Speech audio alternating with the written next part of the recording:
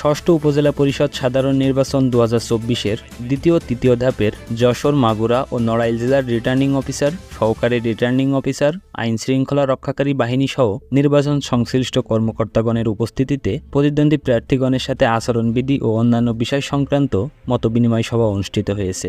যশোর জেলা প্রশাসনের আয়োজনে বৃহস্পতিবার সকাল 11টায় যশোর জেলা শিল্পকলা একাডেমি মিলনায়তনে এ অনুষ্ঠান হয়। অনুষ্ঠানে প্রধান অতিথি ছিলেন বাংলাদেশ নির্বাচন কমিশনের নির্বাচন commissioner brigadier general Ahsan Habib Khan. অনুষ্ঠানে সভাপতিত্ব করেন যশোর জেলা প্রশাসক মোহাম্মদ আবরাউল হাসান মজুমদার। আপনি চলে আসুন, চলে আসুন।